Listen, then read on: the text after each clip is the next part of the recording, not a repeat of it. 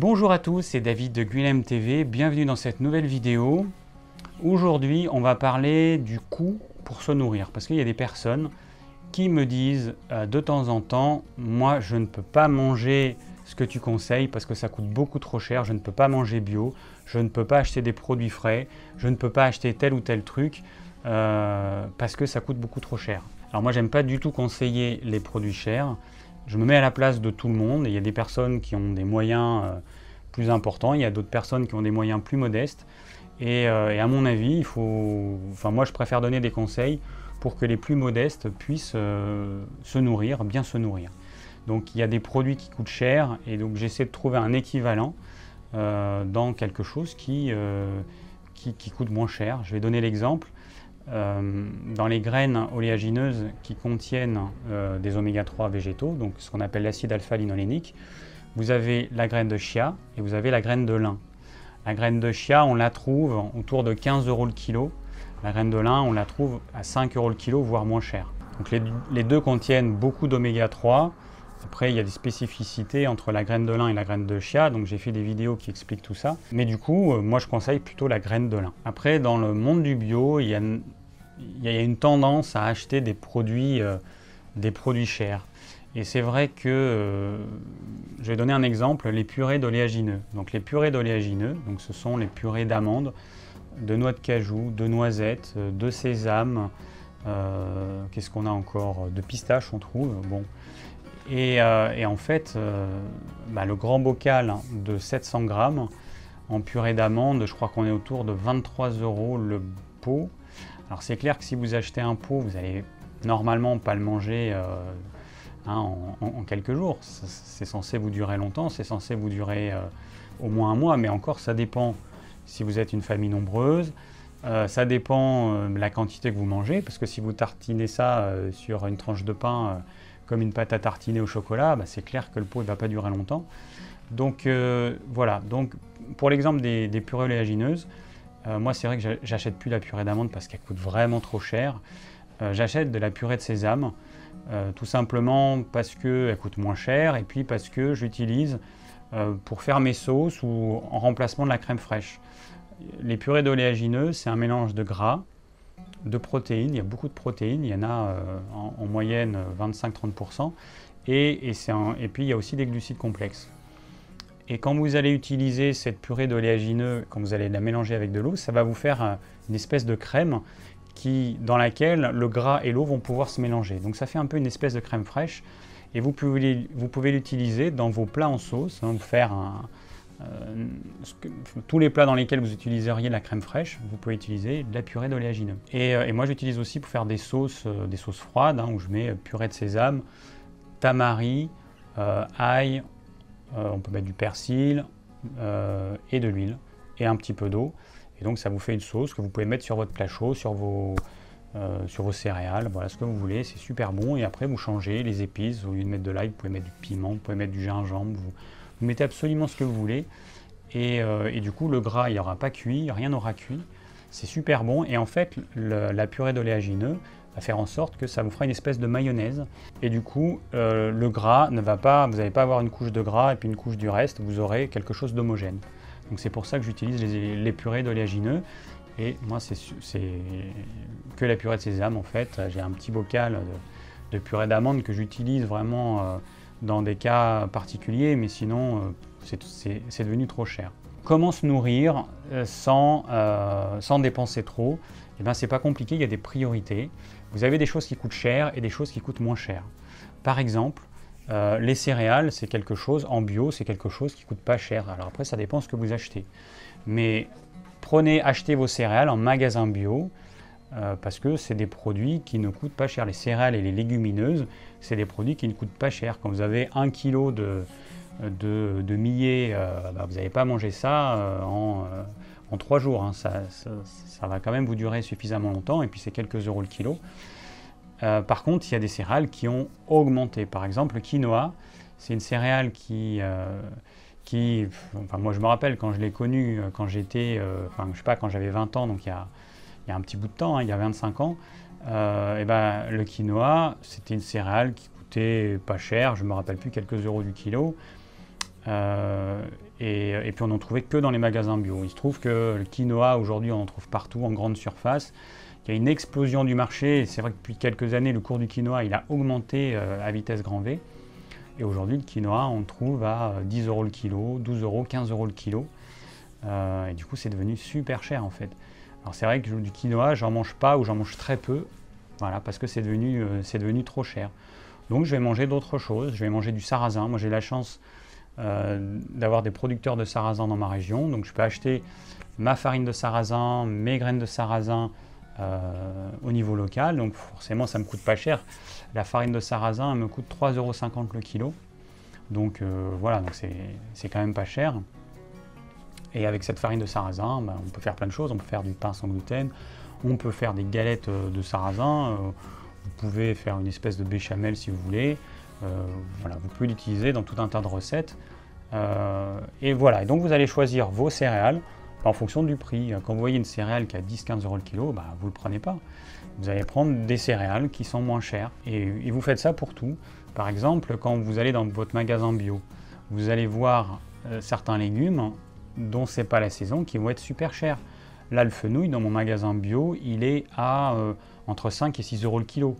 Bah, je ne vais pas acheter du fenouil maintenant parce que ce n'est pas la saison, il est beaucoup trop cher. Il vient de je ne sais pas où, d'Italie, d'Espagne. J'achète pas du fenouil, j'achète pas du fenouil maintenant parce que c'est pas la saison.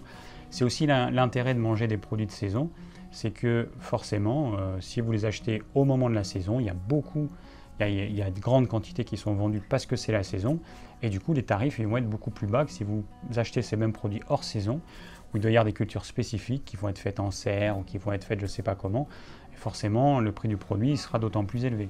Donc ce que j'ai dit pour les légumes, c'est pareil pour les fruits.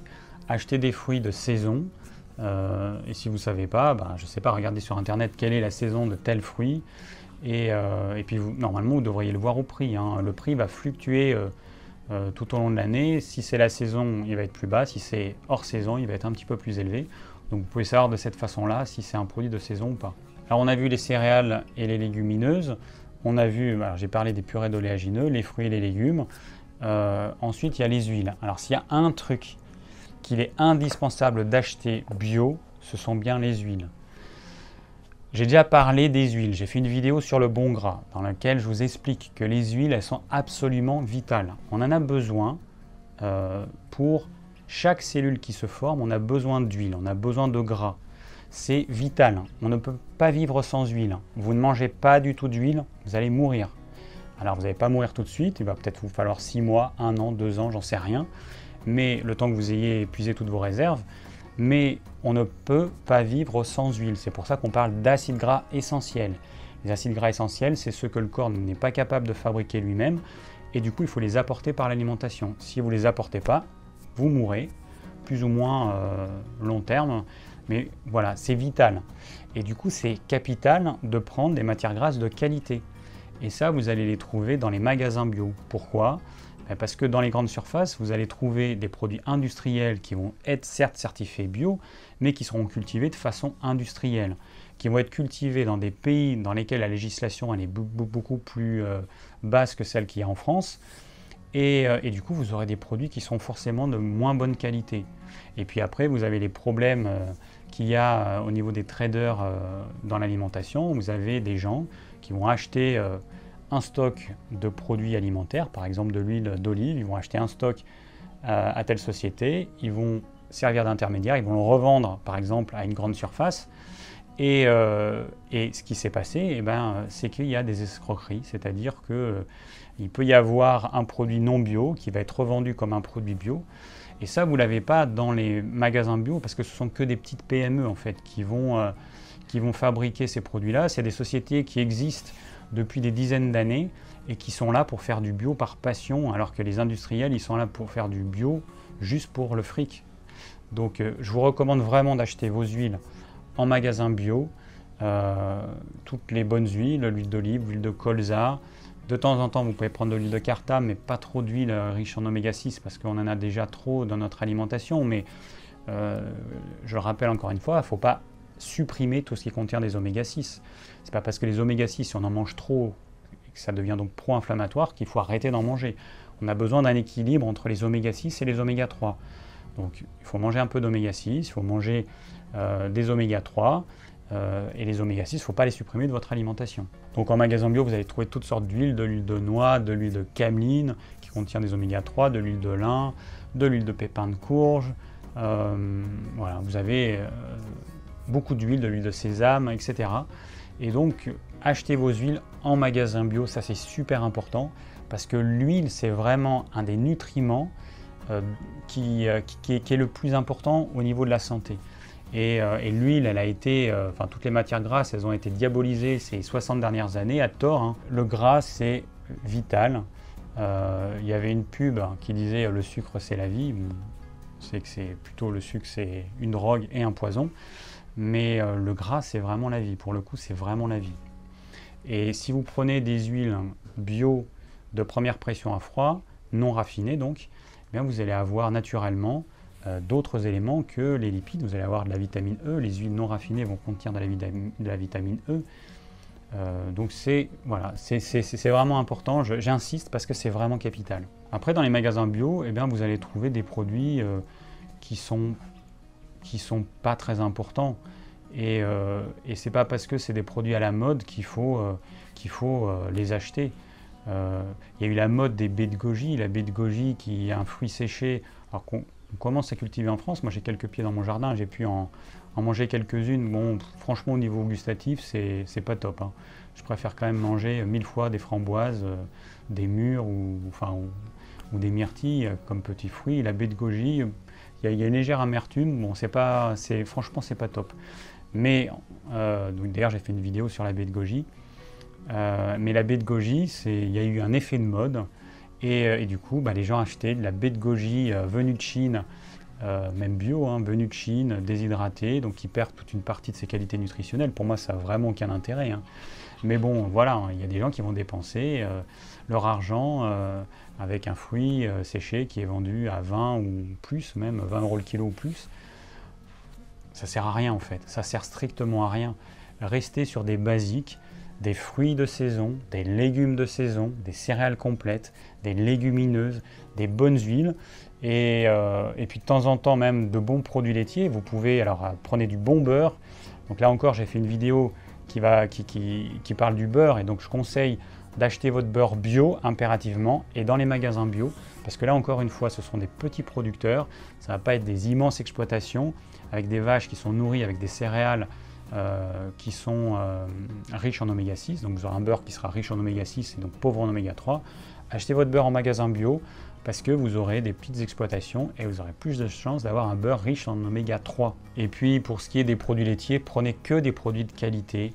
Achetez votre fromage de chèvre chez un petit producteur, dans un magasin bio, votre fromage de brebis pareil.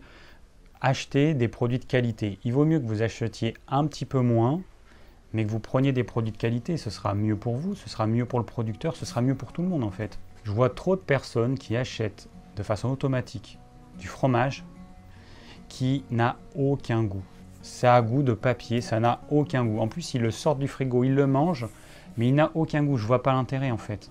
Il n'y a aucun plaisir, c'est juste, ils mangent du gras et quelque chose qui aurait un tout petit goût de fromage, mais franchement, moi j'ai l'impression de manger du papier, enfin ça n'a aucun intérêt en fait. Alors il me reste juste à parler des protéines animales. Donc les protéines animales, moi je mange pas de mammifères, sauf si je suis invité, mais sinon j'en achète pas.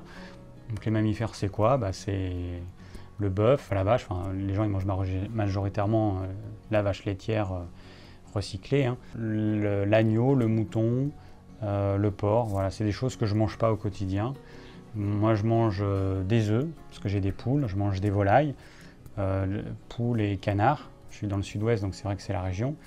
Et puis je vais manger du poisson. Et c'est pareil, dans les poissons, vous avez tout type de poissons. Vous avez des poissons qui sont super chers, et des poissons qui sont pas chers. Et les poissons les moins chers, c'est quoi? C'est les meilleurs poissons. C'est le maquereau frais, le hareng frais et la sardine fraîche. C'est que des poissons qui sont largement en dessous de 10 € le kilo, hein. Quand c'est la saison, on est autour de 5 € le kilo, donc c'est quand même pas cher pour une protéine animale, en plus de qualité, puisque c'est des poissons qui sont riches en oméga 3.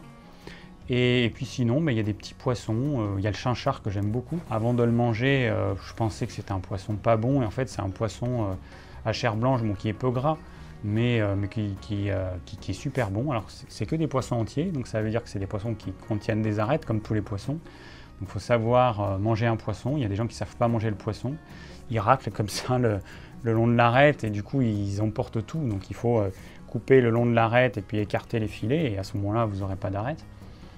Ça s'apprend, hein, mais voilà. Donc moi je mange des poissons entiers plutôt que d'acheter des filets de tel ou tel poisson qui vont être à 15, 20 euros, voire plus le kilo. Donc après, c'est pareil au niveau du poisson, on choisit des produits de qualité. Au niveau des volailles, le minimum, c'est du label rouge. Si vous ne prenez pas des produits bio, c'est vraiment le minimum. Ne prenez pas les poulets qui n'ont aucun label, parce que c'est vraiment de l'industriel pur et dur. Déjà que le label rouge, c'est quand même un industriel, simplement, il y a une différence. Quand vous prenez un poulet label rouge, il est abattu au bout de 81 jours. Quand vous prenez un poulet non labellisé, c'est entre 35 et 40 jours. Moi, quand je vois mes poulets, la taille qu'ils ont, au bout de 3 mois, je me dis, mais donc 3 mois, ça fait 90 jours. Donc ça fait plus que le label rouge. Je me dis, mais comment ils font? Alors, bon, je sais comment ils font. Après, ils donnent certaines céréales riches en oméga 6, comme le maïs, qui les font grossir plus vite. Après, il y a certains traitements, comme les antibiotiques, qui vont être donnés. Donc, ils font croire que leurs poulets sont malades pour pouvoir donner des antibiotiques. Mais en fait, on sait que les antibiotiques, ils font grossir les volailles beaucoup plus vite. Donc, c'est pour ça. Moi, je vois un poulet... franchement, mes poulets à 90 jours, je ne pourrais pas les manger. Pourtant, ils sont bien nourris, hein. Ils ont du blé bio, du millet bio, du lin bio. En plus, ils ont un grand espace, ils mangent les insectes, ils font ce qu'ils veulent, ils sont en liberté. Mais ils sont trop petits, en fait, pour être mangés. Un vrai poulet qui est élevé naturellement, c'est autour de 5 mois, 6 mois. Hein. C'est pas avant. Hein. Donc, voilà. Donc, c'est pour dire que, bon, voilà, c'est quand même pas l'idéal. Même si c'est du label rouge, mais c'est mieux que rien. Idéalement, c'est un vrai poulet fermier qui a été élevé par un petit producteur qui a été bien nourri. Ça, c'est l'idéal. Après, pour ceux qui mangent de la viande rouge, on trouve sur Internet des éleveurs. Je mettrai un lien, il y a quelqu'un en commentaire qui m'a passé le lien. Après, je pense que vous avez vous connaissez peut-être déjà ça. Il y a des producteurs qui élèvent correctement leurs animaux, qui sont abattus sans les faire souffrir, etc. Donc vous pouvez vous commander des colis, hein, c'est des colis de 5-10 kg, voire plus, avec différents morceaux. Vous ne pouvez pas choisir d'avoir que tel type de morceau. Du coup, vous avez des colis où la viande elle est autour de 10 euros le kilo. Et donc, franchement, c'est pas cher, simplement. Voilà, il y a des morceaux, il faudra les... faire des ragoûts, faire du pot-au-feu, etc. Et puis vous avez des morceaux nobles que vous pouvez manger grillés à la poêle. Voilà, donc comme ça, il y en a un petit peu pour tout le monde. Aujourd'hui, on peut manger des produits de qualité avec exactement le même budget que quand on mange des cochonneries. Parce que quand on voit le prix de certains aliments, mais c'est effarant. Quand je vois qu'il y a des gens qui sont prêts à acheter des fruits prédécoupés qui sont vendus en moyenne à partir de 15 euros le kilo, mais c'est la folie. Vous achetez le même fruit qui est vendu 3 euros le kilo, vous l'achetez en prédécoupé 15 euros le kilo, et il y a des gens qui vont dépenser ça. Et après, il y a des gens qui vont dire « Ah non, mais moi je ne vais pas acheter en bio parce que c'est trop cher. » Déjà, ils n'en savent rien, parce qu'ils ne font pas leurs courses en magasin bio, ils ne savent pas du tout le prix. Et puis après, ça dépend de ce qu'on achète. Moi, je préfère acheter un fruit bio qui sera 1 ou 2 euros plus cher qu'un fruit pas bio, et au moins, je ne vais pas m'empoisonner, plutôt que d'acheter en grande quantité des fruits non bio qui vont petit à petit m'empoisonner. J'ai vu une émission Capital sur les bons de réduction. Donc il y avait une famille qui était des spécialistes là-dedans, qui passaient des heures par jour à chercher les bons de réduction sur tous les sites. Ensuite, ils passaient la journée entière à aller dans telle et telle grande surface pour acheter tel produit. Et en fait, on voyait leur placard. Mais moi, quand je voyais leur placard, je rigolais parce que je me disais, mais ça, c'est immangeable. Ils avaient, alors dans ces cas-là, vous êtes obligé d'acheter des grandes quantités. Ils avaient, je ne sais pas combien, des dizaines de pots de moutarde, de ketchup, de boissons, de soda, que des produits industriels, enfin pour moi vraiment des cochonneries. Moi je veux pas manger ça. Et ces gens-là en fait, pour faire des économies, ils font des réserves. Ils pourraient tenir un siège avec tout ce qu'ils ont. Hein. Ils font des réserves de produits qui pour moi sont immangeables. C'est pas quelque chose que je veux manger au quotidien, parce que c'est quelque chose qui va me rendre malade, c'est quelque chose qui va m'empoisonner. Ils se rendent pas compte de ce qu'ils ont dans leur placard. Ils ont du poison en fait. Et ils mangent ça, ils donnent ça à leurs enfants, à leurs petits-enfants. Et...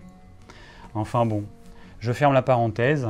Mais donc, nous, on va acheter des bons produits pour nourrir notre corps, parce qu'on a besoin d'avoir un corps sain pour pouvoir faire tout ce qu'on doit faire dans notre vie. On a besoin d'avoir un esprit léger pour pouvoir accomplir tout ce qu'on doit accomplir. Donc il faut que l'alimentation soit de qualité.